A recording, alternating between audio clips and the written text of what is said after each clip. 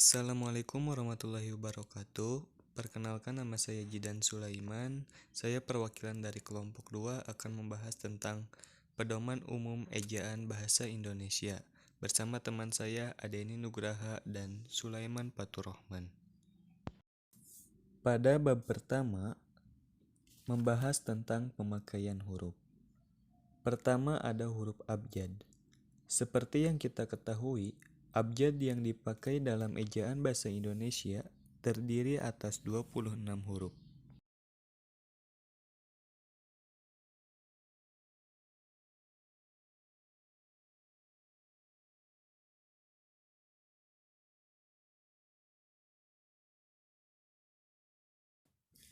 Kemudian yang kedua, pemakaian huruf vokal. Huruf yang melambangkan vokal dalam bahasa Indonesia terdiri atas 5 huruf, yaitu A, I, U, E, O. Contoh pemakaian dalam kata huruf vokal A, I, U, E, O di posisi awal, posisi tengah, dan posisi akhir bisa dilihat di tabel berikut ini.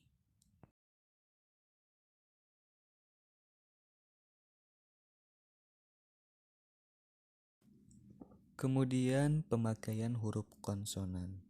Huruf yang melambangkan konsonan dalam bahasa Indonesia terdiri atas 21 huruf, yaitu B, C, D, F, G, H, J, K, L, M, N, P, Q, R, S, T, V, W, X, Y, dan Z.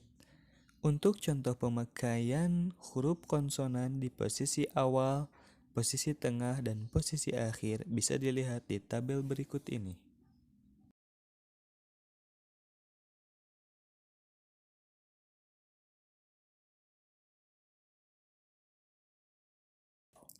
Kemudian pemakaian huruf diftong. Di dalam bahasa Indonesia terdapat 4 diftong yang dilambangkan dengan gabungan huruf vokal, yaitu seperti ai, au, ei, dan oi. Untuk contoh pemakaian huruf diftong bisa dilihat di tabel berikut ini.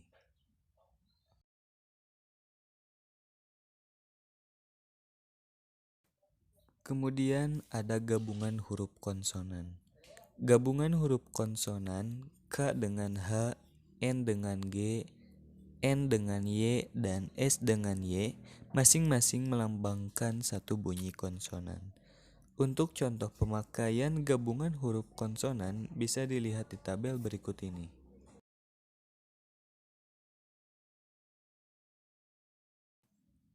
Kemudian pemakaian huruf kapital. Pertama, huruf kapital dipakai sebagai huruf pertama awal kalimat. Misalnya kalimat kita harus bekerja keras. Huruf K di kata kita diharuskan menggunakan huruf kapital karena merupakan huruf pertama awal kalimat.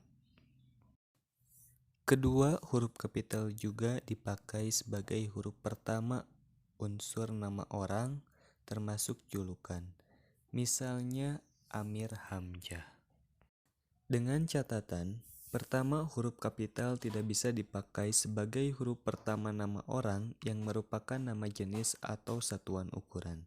Misalnya ikan mujair. Huruf M di kata mujair tidak bisa menggunakan huruf kapital karena kata mujair merupakan salah satu nama jenis ikan. Catatan yang kedua, huruf kapital juga tidak dapat dipakai untuk menuliskan huruf pertama kata yang bermakna dari seperti bin dan binti. Misalnya seperti Abdul Rahman bin Jaini. Huruf B di kata bin tidak dapat menggunakan huruf kapital. Kemudian yang ketiga, huruf kapital juga dipakai pada awal kalimat dalam petikan langsung. Misalnya seperti huruf K di dalam kata kapan setelah tanda petik. Kemudian yang keempat, huruf kapital juga dipakai sebagai huruf pertama setiap kata nama agama, kitab suci, dan Tuhan, termasuk sebutan dan kata ganti untuk Tuhan.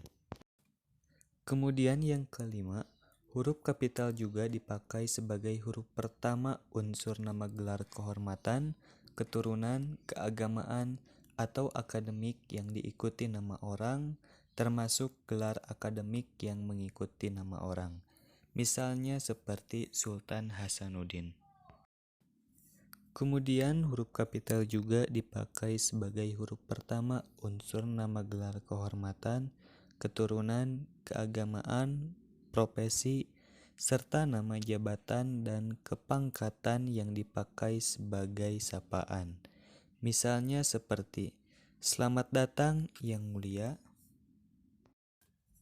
Yang keenam, huruf kapital juga dipakai sebagai huruf pertama unsur nama jabatan dan pangkat yang diikuti nama orang atau dipakai sebagai pengganti nama orang tertentu, nama instansi, atau nama tempat. Misalnya seperti Wakil Presiden Adam Malik. Kemudian yang ketujuh, huruf kapital juga dipakai sebagai huruf pertama nama bangsa, suku bangsa, dan bahasa. Misalnya seperti bangsa Indonesia dan bahasa Bali. Dengan catatan, nama bangsa, suku bangsa, dan bahasa yang dipakai sebagai bentuk dasar kata turunan tidak ditulis dengan huruf awal kapital. Misalnya seperti ke Inggris-Inggrisan. Kemudian yang kedelapan, huruf kapital juga dipakai sebagai huruf pertama nama tahun, bulan, hari, dan hari besar atau hari raya. Misalnya seperti tahun Hijriah, bulan Agustus, bulan Maulid. Huruf kapital juga dipakai sebagai huruf pertama unsur nama peristiwa sejarah. Misalnya seperti Konferensi Asia Afrika, Perang Dunia II, dan Proklamasi Kemerdekaan Indonesia. 9. Huruf kapital juga dipakai sebagai huruf pertama nama geografi. Misalnya seperti Jakarta, Asia Tenggara, Amerika Serikat, dan lain-lain. Dengan catatan, pertama, huruf pertama nama geografi yang bukan nama diri tidak ditulis dengan huruf kapital. Misalnya seperti berlayar ke Teluk. Catatan kedua, huruf pertama nama diri geografi yang dipakai sebagai nama jenis tidak ditulis menggunakan huruf kapital. Misalnya seperti jeruk Bali. Huruf B di kata Bali tidak bisa menggunakan huruf kapital karena Bali di sini merupakan nama jenis dari jeruk. Yang ke-10, huruf kapital juga dipakai sebagai huruf pertama semua kata, termasuk semua unsur bentuk ulang sempurna. Dalam nama negara, lembaga, badan, organisasi, atau dokumen. Kecuali kata tugas seperti di, ke, dari, dan yang, misalnya Republik Indonesia. Huruf kapital juga dipakai sebagai huruf pertama setiap kata, termasuk unsur kata ulang sempurna. Di dalam judul buku, karangan, artikel, dan makalah, serta nama majalah dan surat kabar, kecuali kata tugas seperti di, ke, dari, dan, yang, dan untuk, yang tidak terletak pada posisi awal. Misalnya seperti, tulisan itu dimuat dalam majalah Bahasa dan Sastra. Ke-12, huruf kapital juga dipakai sebagai huruf pertama unsur singkatan nama gelar, pangkat, atau sapaan. Misalnya seperti sarjana hukum disingkat menjadi SH. Dan yang terakhir, huruf kapital juga dipakai sebagai huruf pertama kata penunjuk hubungan kekerabatan seperti bapak, ibu, kakak, adik, dan paman, serta kata atau ungkapan lain yang dipakai dalam penyapaan atau pengacuan. Misalnya seperti, kapan Bapak berangkat? Tanya Hasan. Untuk materi selanjutnya akan disampaikan oleh Sulaiman Faturrahman. Huruf miring. 1. Huruf miring dipakai untuk menuliskan judul buku, nama majalah, atau nama surat kabar yang dikutip dalam tulisan termasuk dalam daftar pustaka. Misalnya, saya sudah membaca buku Salah Asuhan karangan Abdul Muiz. Majalah Pujangga baru mengeluarkan semangat kebangsaan. Berita itu muncul dalam surat kabar Cakrawala. 2. Huruf miring dipakai untuk menegaskan atau menghususkan huruf, bagian kata, atau kelompok kata dalam kalimat. Misalnya, huruf terakhir kata abad adalah D. Dia tidak diantar, tetapi mengantar. 3. Huruf miring dipakai untuk menuliskan kata atau ungkapan dalam bahasa daerah atau bahasa asing, misalnya upacara Posi Juek yang berarti tepung tawar, menarik perhatian. Wisatawan asing yang berkunjung ke Aceh, nama ilmiah buah manggis ialah Garcinia mangostana. Catatan, nama diri seperti nama orang, lembaga, atau organisasi dalam bahasa asing atau bahasa daerah tidak ditulis dengan huruf miring. 2. Dalam naskah tulisan tangan atau mesin ketik, bukan komputer, bagian yang akan dicetak miring ditandai dengan garis bawah. 3. Kalimat atau teks berbahasa asing berbahasa daerah yang dikutip secara langsung dalam teks berbahasa Indonesia ditulis dengan huruf miring. H. Huruf tebal. 1. Huruf tebal dipakai untuk menegaskan bagian tulisan yang sudah ditulis miring. Misalnya, huruf DH seperti pada kata Ramadan tidak terdapat dalam ejaan bahasa Indonesia. Kata et dalam ungkapan ora et labora berarti dan. 2. Huruf tebal dapat dipakai untuk menegaskan bagian-bagian karangan seperti judul buku, bab atau subbab, misalnya latar belakang dan masalah, latar belakang. Bab 2. Penulisan kata. A. Kata dasar ditulis sebagai kesatuan. Misalnya, kantor pajak penuh sesak. Saya pergi ke sekolah. Buku itu sangat tebal. B. Kata berimbuhan. 1. Imbuhan, awalan, sisipan, akhiran, serta gabungan awalan dan akhiran. Ditulis serangkai dengan bentuk dasarnya. Misalnya berjalan, berkelanjutan, mempermudah, gemetar, lukisan. 2. Bentuk terikat ditulis serangkai dengan kata yang mengikutinya. Misalnya, adibusana, infrastruktur, proaktif, aerodinamika, inkonvensional, purnawirawan, antar kota. C. Bentuk ulang, misalnya anak-anak, biri-biri, buku-buku, cumi-cumi, hati-hati. D. Gabungan kata. 1. Unsur gabungan kata yang lazim disebut kata majemuk, termasuk istilah khusus ditulis terpisah. Misalnya, duta besar, model, linear, kambing hitam, persegi panjang. 2. Gabungan kata yang dapat menimbulkan salah pengertian ditulis dengan membutuhkan tanda hubung di antara unsur-unsurnya. Misalnya, anak istri pejabat, ibu bapak kami. Anak istri pejabat, ibu bapak kami. 3. Gabungan kata yang penulisannya terpisah tetap ditulis terpisah jika mendapat awalan atau akhiran. Misalnya, bertepuk tangan, menganak sungai, garis bawahi, sebarluaskan. 4. Gabungan kata yang mendapat awalan dan akhiran sekaligus ditulis serangkai.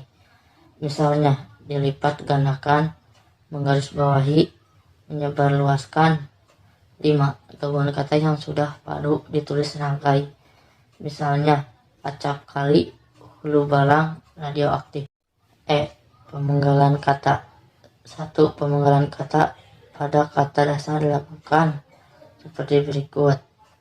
2. Pemenggalan kata turunan sedapat-dapatnya dilakukan di antara bentuk dasar dan unsur pembentukannya.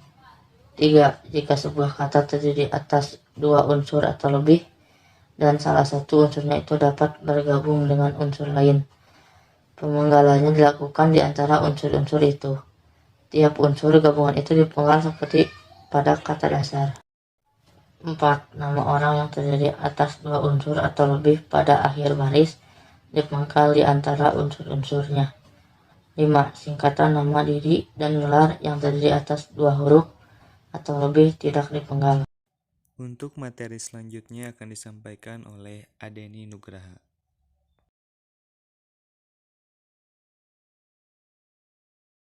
H. Singkatan dan akronim. 1. Singkatan nama orang, gelar, sapaan, jabatan, atau pangkat diikuti dengan tanda titik pada setiap unsur singkatan itu. 2. A. Singkatan yang terdiri atas huruf awal setiap kata nama lembaga pemerintah dan ketatanegaraan, lembaga pendidikan, badan atau organisasi, serta nama dokumen resmi ditulis dengan huruf kapital tanpa tanda titik. B. Singkatan yang terdiri atas huruf awal setiap kata yang bukan nama diri ditulis dengan huruf kapital dan tanpa tanda titik. 3. Singkatan yang terdiri atas 3 huruf atau lebih diikuti dengan tanda titik. 4. Singkatan yang terdiri atas 2 huruf yang lazim dipakai dalam surat menyurat masing-masing diikuti oleh tanda titik. 5. Lambang kimia, singkatan, satuan ukuran, takaran, timbangan, dan mata uang tidak diikuti tanda titik. 6. Akronim nama diri yang terdiri atas huruf awal setiap kata ditulis dengan huruf kapital tanpa tanda titik. 7.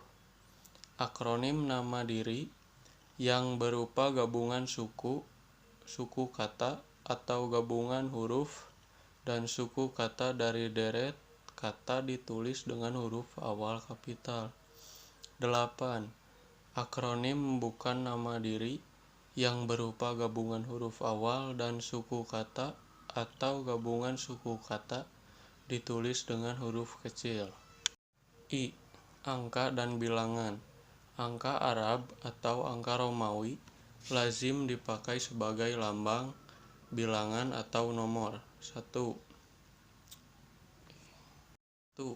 Bilangan dalam teks yang dapat dinyatakan dengan 1 atau 2 kata ditulis dengan huruf kecuali jika dipakai secara berurutan seperti dalam perincian. 2. A. Bilangan pada awal kalimat ditulis dengan huruf. B. Apabila bilangan pada awal kalimat tidak dapat dinyatakan dengan 1 atau 2 kata, susunan kalimatnya diubah. 3. Angka yang menunjukkan bilangan besar dapat ditulis sebagian dengan huruf supaya lebih mudah dibaca. 4. Angka dipakai untuk menyatakan A. Ukuran panjang, berat, luas, isi, dan waktu, serta B. Nilai uang. 5. Angka dipakai untuk menomori alamat seperti jalan, rumah, apartemen, atau kamar. 6. Angka dipakai untuk menomori bagian karangan atau ayat kitab suci. 7. Penulisan bilangan dengan huruf dilakukan sebagai berikut. 8. Penulisan bilangan tingkat dapat dilakukan dengan cara berikut. 9. Penulisan angka yang mendapat akhiran dilakukan dengan cara berikut. 10. Penulisan bilangan dengan angka dan huruf sekaligus dilakukan dalam peraturan perundang-undangan, akta, dan kwitansi. J. Kata ganti ku, kau, ku, mu, dan nya ditulis serangkai dengan kata yang mengikutinya, sedangkan ku, mu, dan nya ditulis serangkai dengan kata yang mendahuluinya. K. Kata sandang, si, dan sang. Kata si dan sang ditulis terpisah dari kata yang mengikutinya. Sekian dari kelompok kami. Mohon maaf bila ada kesalahan. Wassalamualaikum warahmatullahi wabarakatuh.